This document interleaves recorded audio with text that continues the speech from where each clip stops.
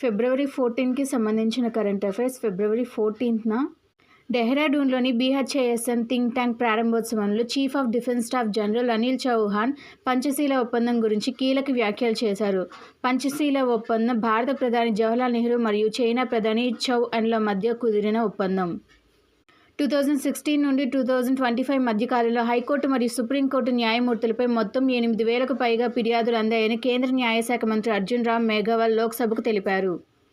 బంగ్లాదేశ్లో జాతీయ ప్రజాభిప్రాయ సేకరణలో 60% మంది ఓటర్లు ప్రజాస్వామ్య సంస్కరణలకు అనుగుణంగా జూలై నేషనల్ చార్టర్కు మద్దతు తెలిపారు.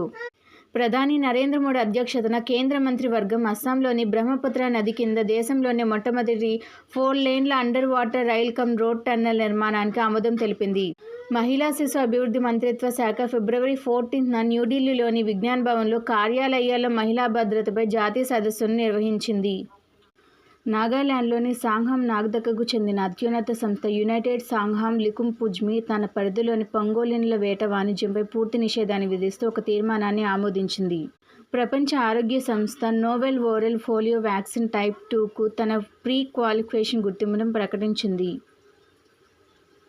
ఈ పోలియో మందు పాత తరహా పోలియో చుక్కల మందుతో పోలిస్తే ఇది జన్యుపరంగా మార్పు చెంది కొత్త రకం పోలియో వైరస్ వ్యాప్తికి దారితీసే ప్రమాదాన్ని దాదాపు 80% వరకు తగ్గిస్తుంది.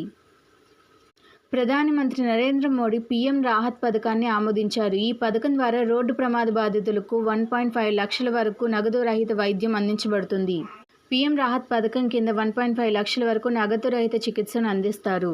లఖ్పతి దీదీ స్కీమ్ కింద సహాయ సంఘాల మహిళల వార్షిక ఆదాయాన్ని 1 లక్ష వరకు చేర్చడమే దీని లక్ష్యం. వ్యవసాయ మౌలిక సదుపాయాలు నిధి 1 లక్ష కోట్ల నుండి 2 లక్షల కోట్ల వరకు ప్రభుత్వం రెట్టింపు చేసింది. 10 కోట్ల భారీ నిధితో startup India fund of funds 2.0ను ఆమోదించింది. భారత ఎన్నికల సంఘం ఐఏఎస్ అధికారి అశోక్ కుమార్ను ఢిల్లీ ప్రధాన ఎన్నికల అధికారిగా నియమించింది. కేరళలో లారియోథెమిస్ కెరాలెన్సిస్ అనే కొత్త డ్రాగన్ ఫ్లై జాతిని కనుగొనబడింది. బయోఫాక్లో 2026లో భారతదేశం సంవత్సరపు దేశంగా ఎంపికైంది. 14 ఏళ్ల తర్వాత భారతదేశానికి ఈ గౌరవం దక్కింది. ఇంటర్నేషనల్ ఒలింపిక్ కమిటీలో కొన్ని కొత్త నియామకాలు జరిగాయి. అలాగే కొంతమంది కొత్త సభ్యులు కూడా దీనిలో జాయిన్ అయ్యారు. వాటికి సంబంధించిన ముఖ్యాంశాలు. భారతదేశ స్పెషాలిటీ స్టీల్ పర్యావరణ వ్యవస్థను పెంచే PL 1.2 పథకాన్ని కేంద్ర మంత్రి హెచ్డి కుమారస్వామి ప్రారంభించారు. పారా వరల్డ్ ఛాంపియన్షిప్లో వరుసగా 4వసారి భారత పారా బ్యాడ్మింటన్ స్టార్ ప్రమోద్ భగత్ స్వర్ణ పథకాన్ని సాధించారు. ఇలాంటి కరెంట్ అఫైర్స్ వీడియోస్ కోసం నా ఛానల్ని సబ్స్క్రైబ్ చేయండి. Thank you.